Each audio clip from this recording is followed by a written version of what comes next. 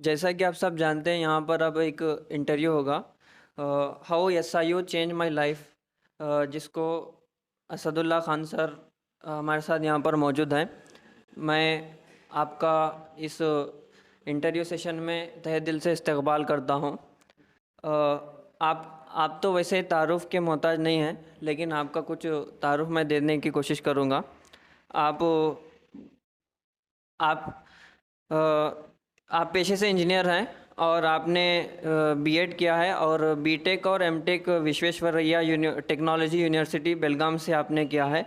आपकी क्वालिफ़िकेशन इस तरह से थी और आपके ख़िदमात के सिलसिले में मैं बात करूं तो आप एसआईओ के मेंबर फॉर्मर मेंबर रह चुके हैं और फॉर्मर सदर मुकामी यूनिट प्रेसिडेंट और डिस्ट्रिक्ट प्रेसिडेंट भी रह चुके हैं और जेडएससी मेंबर एसआईओ कर्नाटका भी रह चुके हैं।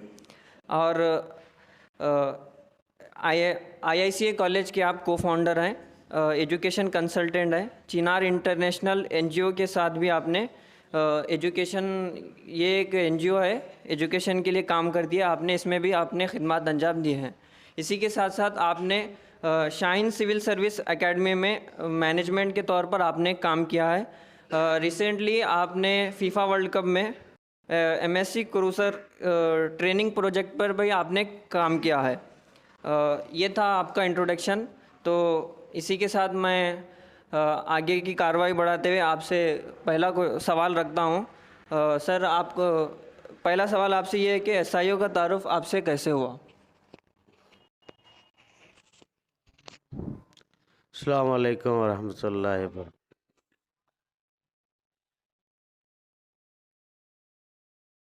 हमारे रऊफ़ साहब और शुएब साहब को छोड़ के टोटल 16 स्टूडेंट यहाँ पे मौजूद हैं। बहरहाल किसी न किसी का तारुफ एसआईओ से हुआ ही होगा, किसी न किसी तरीक़े से। तो जहाँ तक मेरी बात है, एसआईओ से तारुफ 2000 मैं समझता हूँ 2001 की बात होगी, 1999 या 2001 में, जब चौथी क्लास में हम पढ़ते थे, उस वक्त एसआईओ से तारुफ हुआ था। जी जी। और दूसरा सवाल आपसे ये था कि आप एसआईओ से कैसे जुड़े, मतलब कि कैसे दिखा कि आप ये एसआईओ नाम की तंजीम भी है, आप इससे जुड़ना चाहिए बोल के? ओके, क्या सवाल करे भाई हमारे शुएब मियाँ अभी?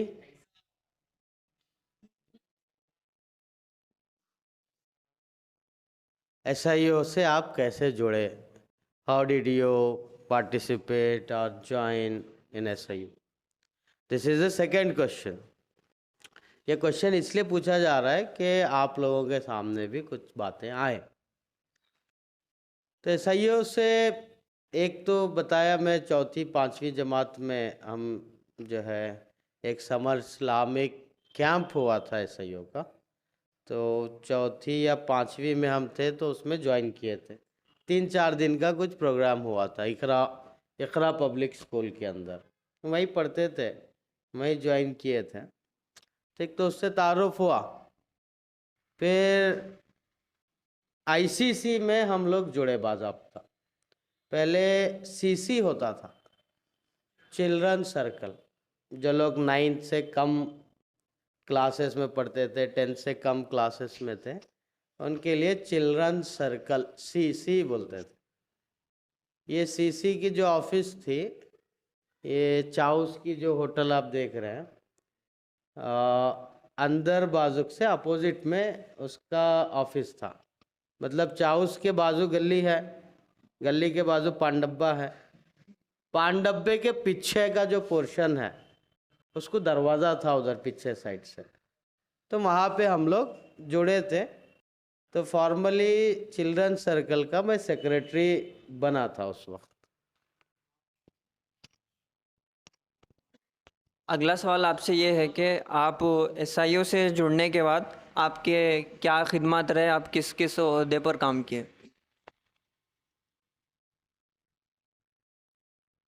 एक तो सीसी हुआ सेक्रेटरी,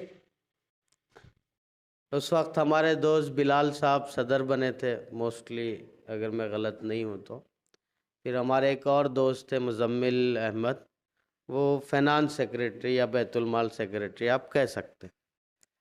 उस वक्त हम 110 बच्चों को जमा करते थे टोटल चिल्ड्रन सर्कल में। एक जाम का झाड़ था, नीचे सहन पूरा भर जाता था, तो 110 बच्चे हम प्रोग्राम से 3 घंटे पहले, हमारे जिलानी अहमद भी थे दोस्त हमारे उस वक्त, तो साइकिलों पे हम घरा घरा फिर के बच्चों को बोल के आते थे। साइकिल का ज़माना था उस वक्त। अब एसआईओ में जो हम आए, बीच में एक गैप हुआ सीसी के बाद। 7वीं 8वीं में चुक्की दिए हैं सबको, आने का ज नहीं, मिलने का ज नहीं। होता है ना, अपनी ज़िंदगी जीते रहते हैं, कितना बुलाते रहते हैं, मिलते नहीं, जुलते नहीं, चुक्कियाँ देते रहते हैं। तो एक 2-3 साल चुक्की दे दिए हम, मिले ज नहीं, किसको भी हाथ को नहीं लगे, बुलाते रहे, गए ज नहीं। तो 10वीं में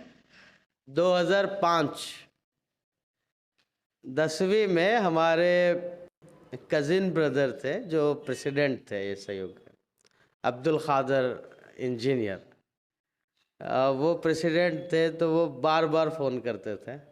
शायद सैटरडे या संडे शाम में इज्तिमा होता था, संडे शाम में 9 बजे टाइमिंग थी ये सहयोग के इज्तिमा की। तो उन्होंने बोलते थे, हम जाते थे नहीं, बोलते थे मिल जाना च नहीं। ऐसा हुआ थोड़े दिन। क्यों नहीं जाते थे बोले, तो उस वक्त टीवी आई थी नई, टीवी का ज़माना था। शौक होते हैं हर एक के। हम भी क्या करते थे, वो 9 बजे एग्जैक्ट स्टार गोल्ड पे कराटे की फिल्म आती थी, ब्रूस ली की, ऐसे जितने वो लोग हैं, जैकी चैन हो गया, नाम भी शायद एक दो याद है। तो वो बहुत शौक से देखना कर रहा था। अब उस वक्त इज्तिमा मिलना च नहीं उनको, उन्होंने ढूंढते फिरना, मिलना च नहीं, दूसरी जगह जाको बैठ को देखते थे हम। घर में हमारे टीवी नहीं थी। इसके बाद उन्होंने ज़रा बोले, आओ भाई, ये क्या ज़िंदगी डालते हैं ऐसा, क्या देखने का अच्छा है क्या ज़िंदगी, इसमें ज गुजारने का है क्या, ज़रा दीन भी सीखना ज़रूरी है। तो आहिस्ता आहिस्ता 2010 में थोड़े चुक्कियाँ देने के बाद, थोड़े शौक़ पूरे करने के बाद समझ में आई बात, अरे जाना चाहिए, मिलना चाहिए। तो उस वक्त जो है जुड़ गए, 2010 में जुड़े। ये सही हो, 10th हो गया, 11th हो गया, 12th हो गया, मेंबर नहीं बने अभी, ऐसे ही पढ़ाई हम लोग करते रहे। और 10th के बाद 11th 12th 2000 जो है 8 में कंप्लीट हुआ, 2008 में 12th हुआ। एक साल रिपीट हुआ मेरा 12th। कुछ पेपर्स मैंने एक और बार दिए, कुछ पेपर्स फेल भी हुआ था मैं 12th में। हाँ जी, हाँ 12th, पहले 12th पास होना बहुत बड़ी बात थी। तो हमारा इरादा डिप्लोमा करना था। करियर ज़रा थोड़ा बहुत कन्फ्यूजन हो गया था, उस वजह से एग्ज़ाम हम 10 मिनट में भाग को आते थे बाहर, पेपर वेपर सब रख ले तो बोल के। फेल हो गए उस वक़्त, और ज़रा समझ में आया क्या है जुड़ने से। तो 2008 में इंजीनियरिंग में दाखिला हुआ। इंजीनियरिंग में हम लोग काम करना शुरू किया। असल काम हमारा जो शुरू हुआ वो इंजीनियरिंग के ज़माने में। मेंबर भी 2008 में बने। 2008 से लेके 2012 तक इंजीनियरिंग हुआ बसवा कल्याण इंजीनियरिंग कॉलेज में। तो उस वक़्त हमारी पूरी टीम थी ये सहयोग की। आईसीसी से जो लोग जुड़े हुए थे वो लोग फिर जो है इंजीनियरिंग में मिले। दूसरे एसआईओ के साथी जो जुड़े हुए थे एसोसिएट के तौर पे वगैरह, सब मिलके अच्छे से काम करना हम लोग चालू किए, यूनिट लेवल पे भी, फिर जो है वहाँ पे भी। शायद 2008 में मैं मेंबर से पहले सेक्रेटरी रहा था, शायद यूनिट सेक्रेटरी मेंबर बनने से पहले। फिर जो है उसके बाद यूनिट प्रेसिडेंट भी रहा 1-2 साल, ऐसा मुझे अंदाज़ा है। उसके बाद वो 2009, 10, 12 के दरमियान 1-2 साल यूनिट प्रेसिडेंट। फिर उसके बाद इंजीनियरिंग के बाद जो है मैं बेंगलुरु गया एमटेक करने के लिए। 2 साल एमटेक करके वापस आया। आने के बाद भी एक मर्तबा डिस्ट्रिक्ट प्रेसिडेंट भी रहा एसआईओ का। फिर हल्के में स्टेट लेवल पे जब मैं एमटेक कर रहा था उस वक्त campus secretary, state campus secretary भी जिम्मेदारी मिली। फिर वापस आने के बाद डिस्ट्रिक्ट प्रेसिडेंट रहे। फिर एक हल्के की एक टीम होती है स्टेट की, कुछ मेंबर्स को सेलेक्ट करते हैं ताकि वो लोग पॉलिसी और प्रोग्राम बना सकें स्टेट लेवल पे कैसे चलना चाहिए। ऐसा ही एक टीम होती है। तो वो टीम को कहते हैं जोनल एडवाइजरी काउंसिल, मशवरा देने की टीम, एडवाइस करने की टीम। किसको? स्टेट प्रेसिडेंट को, स्टेट सेक्रेटरीज को जो रहते हैं उनकी टीम होती है वो। तो उसका भी जो है हिस्सा रहे। इस तरीके की जर्नी एसआईओ के साथ हमारी रही। चलिए अगले सवाल की ओर बढ़ते हैं। एसआईओ ज्वाइन होने के बाद आपकी पर्सनालिटी किस तरह से बिल्ड हुई? मतलब क्या क्या आप चेंजेस हो गए आपकी लाइफ में? असल टॉपिक तो यही है आज का, है ना, पीछे बोर्ड पे जो लिखा हुआ है, how SIO changed my life, right? Not only change, it's like past tense, changed my life. और शायद यही आप लोगों को सुनना है असल। हम क्या क्या करें क्या क्या नहीं वो याद भी नहीं रहता सर हमारे को, है ना। हम भी जुड़ने वाले हैं एसआईओ से, है ना। हम भी मतलब आप लोग भी जुड़ने वाले हैं। तो आखिर जुड़े हुए कौन है, उन्होंने क्या क्या करे, आखिर कौन से बड़े कारनामे अंजाम दिए, ज़रा वो देखेंगे। उसके बाद हम जुड़ेंगे, है ना। शायद इसी वजह से ये सेशन रखा गया। देखिए एक ज़माना था, कुछ चीज़ें मैं आपको बताते हुए आगे बढ़ो। एसआईओ जब नई नई थी बसवा कल्याण में, 1990s में आ गई थी एसआईओ। 80s में आ गई थी, 85 या 83 में शायद एसआईओ बसवा कल्याण में आ चुकी थी। तो उस वक़्त दीन का, कुरान को तर्जुमे से पढ़ना, कुरान को समझना बहुत मुश्किल काम था उस वक्त।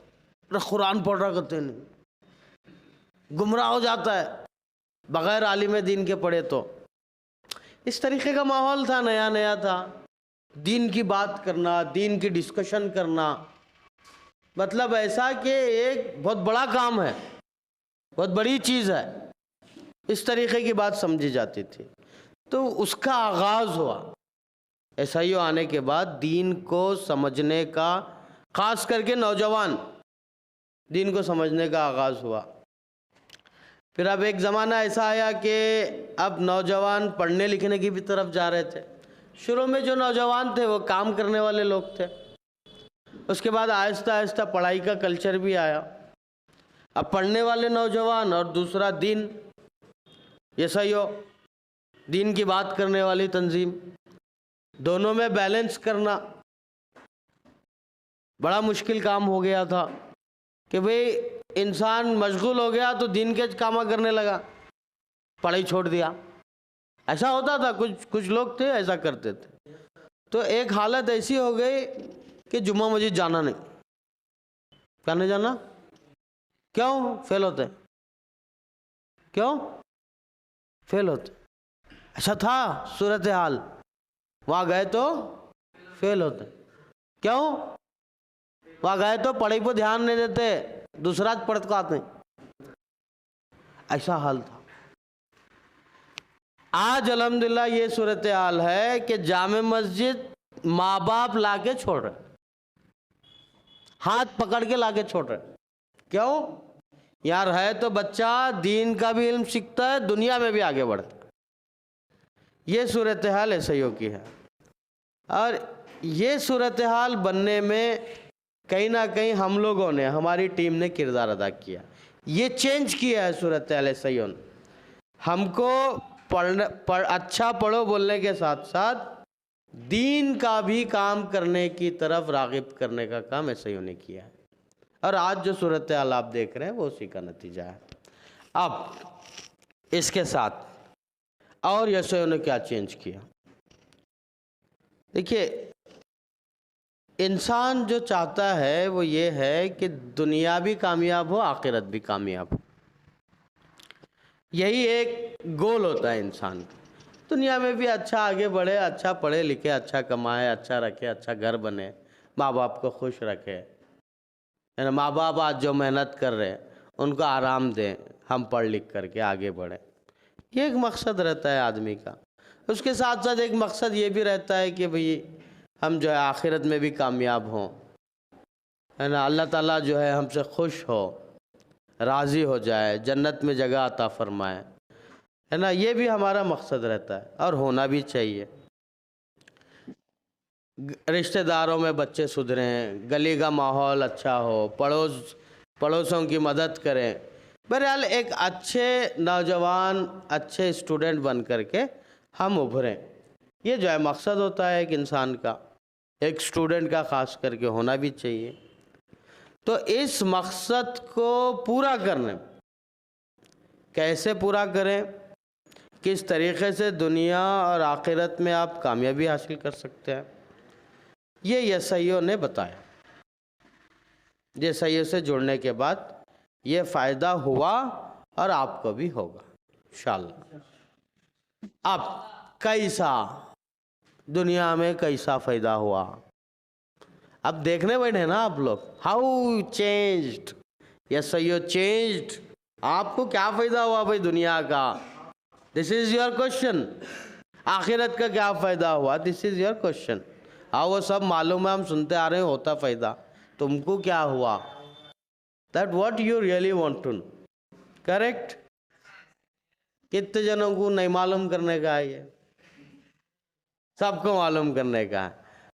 ठीक है, देखिए हर एक को, आप लोगों को शायद अलग तरीके का फ़ायदा हो सकता है। मुझे जो फ़ायदा हुआ वो ये है कि हमारे साथ के दूसरे भी लोग हैं, अगर कंपेयर करें जो नहीं जुड़े और जो जुड़े, कंपेयर करेंगे तो ये बात समझ में आती है कि जो लोग जुड़े उनसे आज समाज कुछ उम्मीद लगा के बैठा है। जो लोग जुड़े, हाँ भाई ये लोग हैं, कुछ ना कुछ चेंज करेंगे, कुछ ना कुछ अच्छा काम करेंगे, समाज की भलाई के लिए ये लोग निकले हैं, ये लोग करने वाले, ये इमेज बिल्डिंग हुई। जो लोग नहीं जुड़े वो खाए पिए आराम से गली कट्टे बैठे, घर में जाकर सो गए, खलास। समाज से कुछ लेना देना नहीं। बहुत हुआ तो गली की मस्जिद की सफाई करे, इससे ज़्यादा नहीं। पूरा समाज आपका जो है ऑडियंस नहीं है, तो समाज में इमेज बिल्डिंग, अच्छे लोग हैं, कुछ कर सकते हैं, ये काम हुआ जुड़ने से। दूसरा, दूसरे चीज़ें अगर मैं बोलूं, देखिए हर किसी को आगे बढ़ कर के जॉब करनी है, पढ़ाई करने के बाद एट द एंड जॉब करनी है। अगर आज आप कोई भी जॉब डिस्क्रिप्शन उठा के देखें, जॉब डिस्क्रिप्शन मतलब जेडी, जेडी क्या होता है? फला फला जॉब है। तो आखिर ये जॉब क्या है, क्या रिक्वायरमेंट है इसका? बोले तो एक डॉक्यूमेंट खुलता है, डॉक्यूमेंट मिलता है जिसके अंदर आपकी जिम्मेदारियां क्या हैं, आपका रोल क्या होगा, हमको जो जॉब देने वाला है वो क्या सलाहियतें आपके अंदर देखना चाहता है, इसको बोलते हैं हम जेडी। क्या बोलते हैं? Job description. तो आज आप दुनिया में कोई भी जॉब डिस्क्रिप्शन उठा लीजिए, जेडी उठा लीजिए, उसके अंदर 5-6 चीज़ें आपको मिलेंगी। क्या चाहिए एम्प्लॉयर को? एक, आप टीम प्लेयर होना चाहिए। टीम प्लेयर का मतलब लोगों के साथ मिल करके काम करना चाहिए, काम करने आना चाहिए। नहीं मेरा मजरत हूँ, मेरे को समझ में नहीं आ रहा हूँ, नहीं उसके साथ जमता नहीं अपने को, ऐसे लोग नहीं चाहिए आज नौकरी पे। तो टीम प्लेयर मतलब लोगों के साथ जुड़ के एक कॉमन टास्क को अंजाम देना, एक टास्क को अंजाम देना, ऐसा आदमी चाहिए नौकरी देने वाले को। नहीं जमता ज नहीं, उन्हीं नहीं जमता, इन्हीं नहीं जमता, उसके साथ होता ज नहीं, उसको समझ में नहीं आता, ऐसा आदमी दुनिया को नहीं चाहिए। ये स्किल कहाँ से सीखते हैं आप? पढ़ते हुए छोटे चिल्ड्रन सर्कल से आप सीखते हैं ये स्किल। टीम प्लेयर बनते आप। तंजीम से जुड़ने के बाद हम टीम प्लेयर बने, हम तो बने लोगों के साथ जुड़ के मिल करके कैसा काम करना चाहिए, ये हमारे अंदर आया। दुनिया की बात बता रहा हूँ, दुनिया जो देखना चाहती है आप में, जॉब देने वाला जो देखना चाहता है। फिर टीम प्लेयर के साथ साथ आप जॉब करते हुए मुश्किलात आते हैं, चैलेंजेस आते हैं, तो उसको कैसा फेस करते हैं, इमोशनली कितने बैलेंस रहते हैं आप, ये भी जॉब देने वाला सोचता है। वो कहाँ से आया हमारे अंदर? तंजीम से आया। क्या कैसा आया? साल भर हम एक 10, 12, 15, 18 एक्टिविटीज़ बनाते, तंजीम बनाती, जिसको हम प्रोग्राम बोलते हैं, 1 साला प्रोग्राम बोलते हैं, जिसके अंदर एसोसिएट ट्रेनिंग प्रोग्राम भी हुआ ही है, जिसके अंदर आइंदा आप पास हुए तो आपको इनाम देने का प्रोग्राम, प्राइज डिस्ट्रीब्यूशन सेरेमनी हो सकता है, कुरान प्रवचन में क्या करना चाहिए हो सकता है, तस्किया प्रोग्राम हो सकता है, और बहुत सारे प्रोग्राम्स हो सकते हैं। साल भर के अंदर तंजीम प्रोग्राम बनाती, उसके अंदर चैलेंजेस आते आपको। प्राइज डिस्ट्रीब्यूशन में प्राइजेस पैकेज नहीं हुए सूरत है, कैसा करना?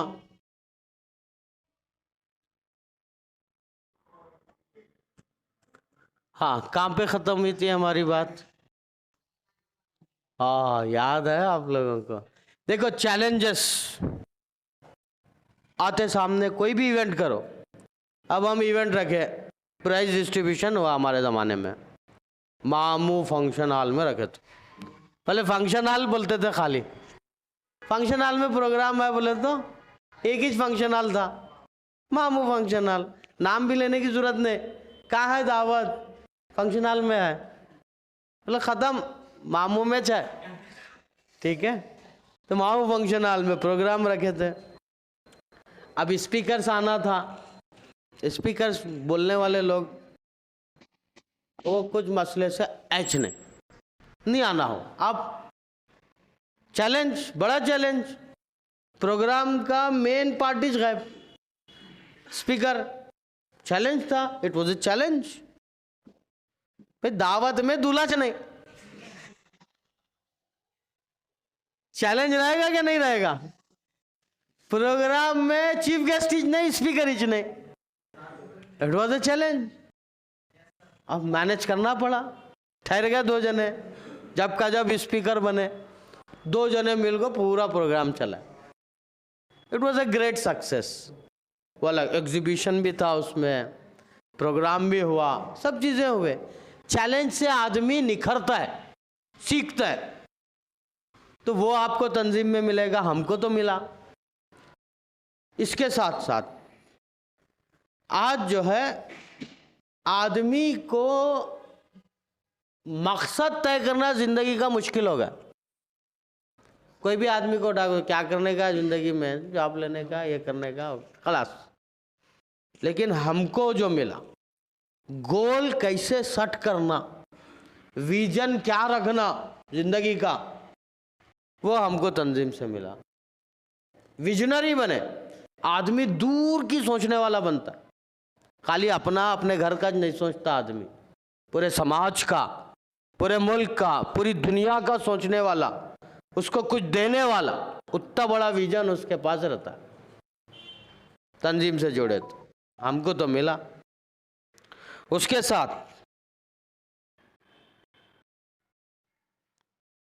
टीम प्लेयर का, जैसा मैं बोला, पेशेंस, सब्र करने वाला बनता आदमी।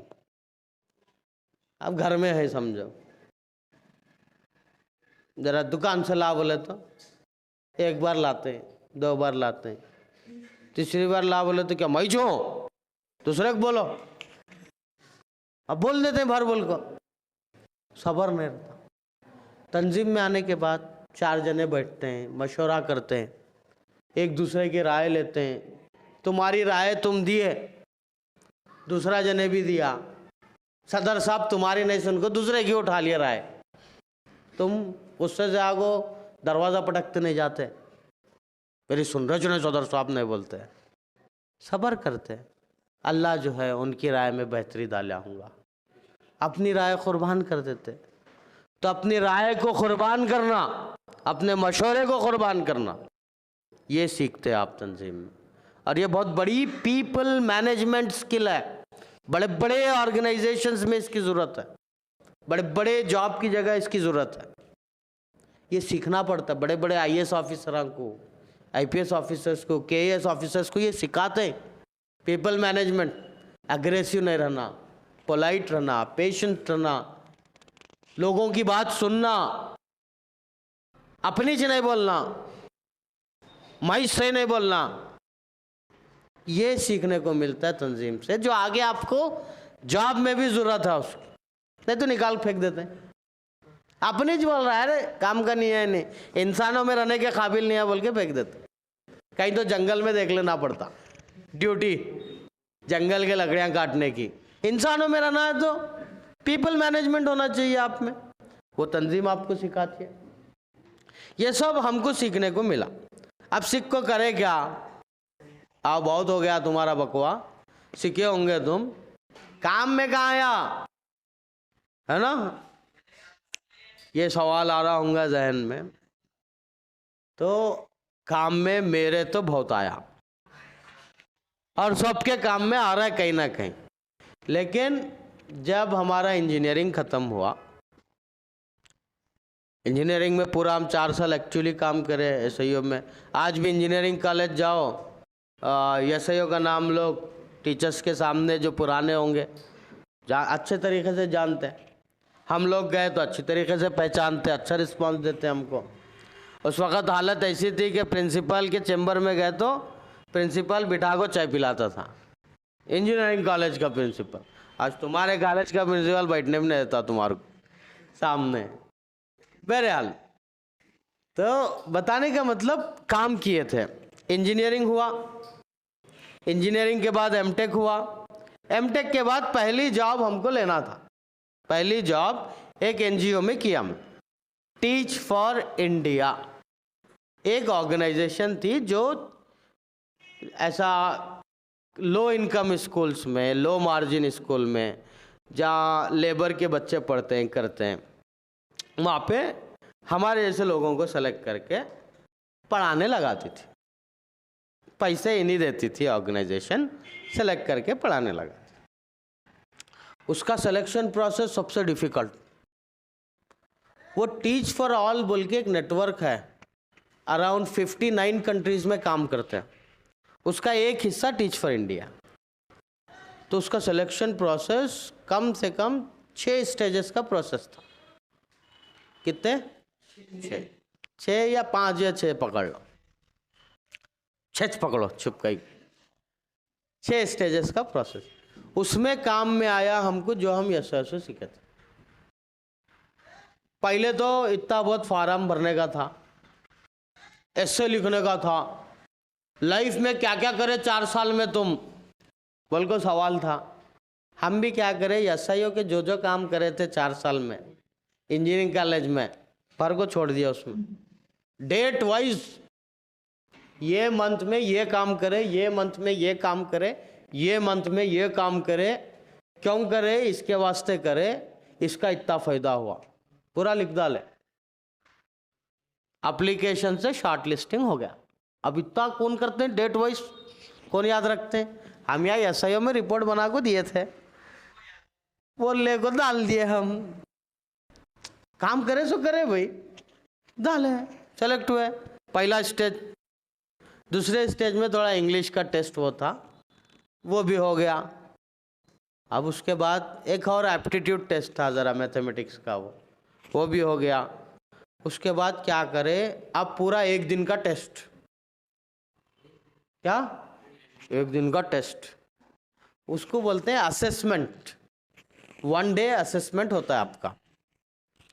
तो बुलाए पुणे को, पुणे में एक दिन अपने पास रख लिया पूरा। पहले क्या करे, थोड़ा टीचिंग का डेमो देने लगा। 5 मिनट का डेमो। कितने मिनट का? ओनली 5 मिनट्स का डेमो। अब यहाँ तकरीरा कर को, सिखा को, सीख को सब आदत हो गई थी, डेमो दे दिए। अब वो होने के बाद सेकंड स्टेज था ग्रुप डिस्कशन। 10 जने बैठ को एक टॉपिक पर डिस्कस करना, एक कंक्लूजन पर आना, फैसले पर आना। सवाल क्या था उसका? बोले तो तुम एक स्कूल में काम कर रहे हैं, तुम सब जने पढ़ा रहे हैं, और एक डोनर है, उन्हीं जो है 50,000 रुपये आपको डोनेशन देना चाह रहा है। आप जो है उसको कैसा कैसा इस्तेमाल करें, ये सवाल था। सब जने लिस्ट बना रहे हैं, ये बना रहे हैं, वो बना रहे हैं, हम भी बनाए। हम बोले आखिर में ऐसा नहीं रहता, सब तो कर लिए, एक काम करेंगे। क्या? बोले तो ये लिस्ट में से प्रायोरिटी वाइज लिस्ट बनेंगे हम। सबसे पहले ज़रूरी चीज़ क्या है उसको पहले लिखेंगे, उसके बाद दूसरे नंबर पर ज़रा कम ज़रूरी लिखेंगे। बोर्ड होना ज़रूरी है। उसके बाद ज़रा उससे रिलेटेड चीज़ें होना, ये होना, वो होना, ऐसा बनेंगे। दल का मशवरा दिया, मशवरा देते टाइम ख़त्म हो गया ग्रुप डिस्कशन का। ख़त्म होकर उन्होंने बोले, जो करा रहे थे, एक ये बोले, नहीं अब 50,000 नहीं, 30,000 रुपये देना चाह रहा है डोनर, कैसा इस्तेमाल करते हैं? बल्कि बोले अब हम मशवरा दिए थे प्रायोरिटी की लिस्ट बनाना, बोल को काम में आ गए। कहाँ से सीखे ये सब? तंजीम से सीखे। पहले क्या करना, मोस्ट इम्पॉर्टेंट एंड अर्जेंट काम क्या है, कैसा करना, सीख लिया। ग्रुप डिस्कशन भी पार हो गया। उसके बाद फिर जो है एक असेसमेंट था और लिखने का टेस्ट था, वो हो गया। उसके बाद पर्सनल इंटरव्यू था, उसमें भी ऐसा केस स्टडी कि भाई तुमको स्कूल के बच्चों को जो है घुमाने फिराने ले को जाने का है, और जो है आपका प्रिंसिपल नहीं मान रहा, नक्को बोल रहा है, क्यों, क्या करते हैं? सवाल था, कुछ तो बोल लिए ज़रा जवाब दिए उसका जो भी है। उसके बाद अगर 100 बच्चे उसका एग्ज़ाम देते हैं तो 4 जने पास होते हैं। 4% सिलेक्शन रेशो बोलते हैं उसको। कितना? ऐसा था उस वक़्त, अब कितना है नहीं मालूम, ऐसा मालूम था हमको जो मालूम। तो हमारा भी सिलेक्शन हुआ उसके अंदर। ये सब क्यों हुआ? एसआईओ की मरूने मिन्नत था, सब यही करे सो, यही सीखे सो, सब काम में आया हमारे। उसके बाद सफ़र चलते गया, फिर उसमें काम करे, टीच फॉर इंडिया में बोल को कश्मीर में काम करे, कश्मीर में काम करे बोल को कहीं और काम करे, 1000 टीचर्स को ट्रेनिंग दिए। फिर वहाँ काम करे बोल को ख़तर में काम कर को है, पूरे 7 नेशंस के बच्चों को ट्रेनिंग दिए, 7 नेशंस के स्टाफ को।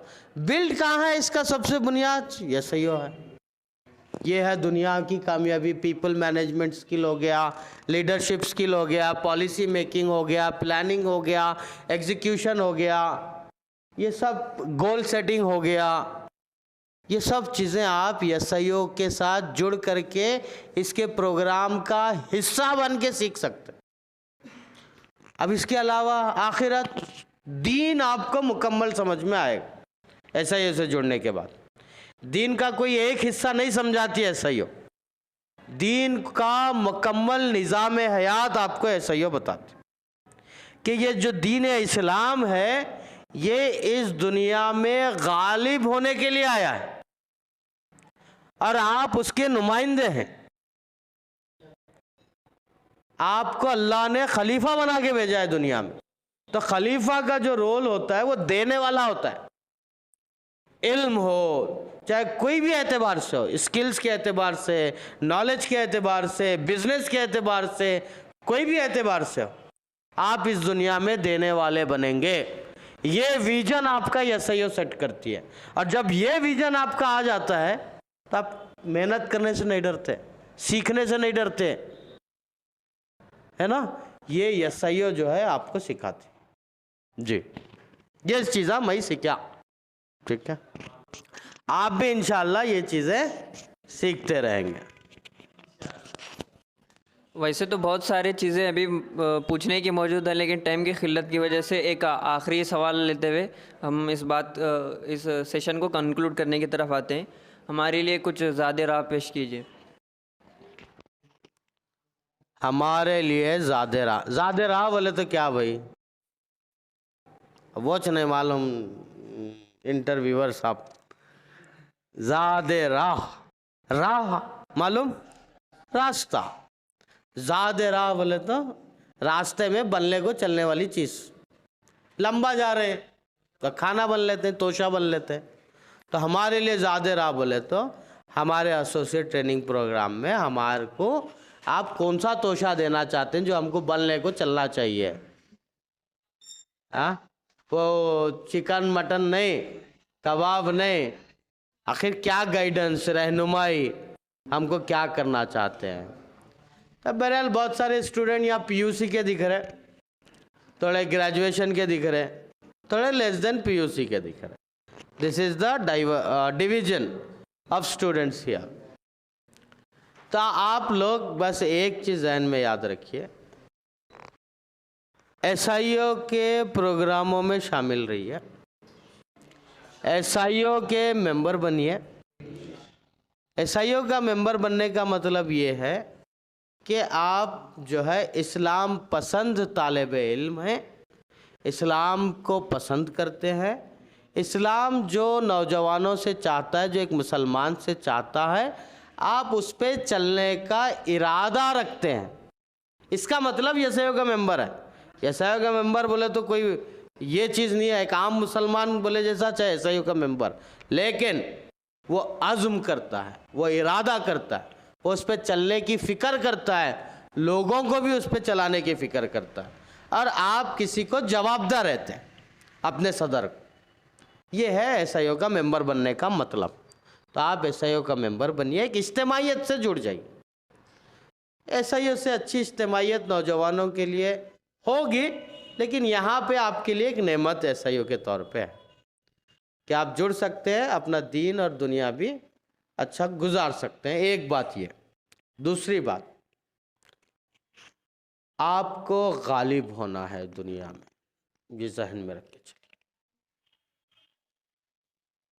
इस्लाम को गालिब करना है, इस्लाम का निज़ाम हयात जिसको कहते हैं। इस्लाम सिर्फ मस्जिद पैदा हुए जब आज़ाद है ना, मरे जब नमाज पढ़ने का नाम नहीं है। इस्लाम पैदा होने से मरने तक जो जो काम इंसान करता है उन सब के लिए रहनुमाई देता। चाहे वो आप पढ़ाई कर रहे हो, चाहे आप बिजनेस कर रहे हो, चाहे आप हुकूमत कर रहे हो, चाहे आप फाइनेंशियल सिस्टम संभाल रहे हो, हर शोबे में रहनुमाई करता है आप कैसे आपको चलना चाहिए, उसूल देता है। वो उसूल को लेके आगे बढ़ो, उन उसूलों को नहीं भूलना है। वो उसूल आपको एसआईओ समझाएगी। निज़ाम हयात है इस्लाम, उसको आपको समझना है। ये नहीं समझेंगे तो आप समझिए कि आपके सामने जो है 1000 रुपये पड़े हुए हैं और आप उसमें से 5 रुपये उठा के चल रहे हैं। इस्लाम निज़ाम हयात है, और आप उसमें से एक छोटा हिस्सा लेको चले तो अच्छी बात है क्या? वो मुतालेबाज नहीं है इस्लाम का, आपसे पूरे का पूरा लेके चलना है आप, तो पूरा फ़ायदा उठाना है, पूरा उसको नाफिज करना है। यही बात जो है मैं आपके सामने रखते हुए अपनी बात ख़त्म करता हूँ। SIO के मेंबर बनिए, दीन और दुनिया की कामयाबी हासिल कीजिए, प्रोग्रामों से जुड़ करके उसको बाज़ाब्ता इम्प्लीमेंट करिए, आप एक्टिव हिस्सा बनिए उसका, तो ये आप स्किल सीख सकते हैं। इस्लाम को निज़ाम हयात के तौर पे समझिए और उसको सीखिए और उसको नाफिज कीजिए। वाखिर दावा। मैं इस मौके पर अल्लाह ताला का बेइंतहा शुक्र अदा करता हूँ कि इस जगह पर हमें जमा होने की तौफ़ीक़ अता फ़रमाई। साथ ही साथ मैं असदुल्ला ख़ान सर का तहे दिल से शुक्रिया अदा करता हूँ, जो अपनी काफ़ी मसरूफ़ियत छोड़कर हमारे दावत पर लब्बैक कहा।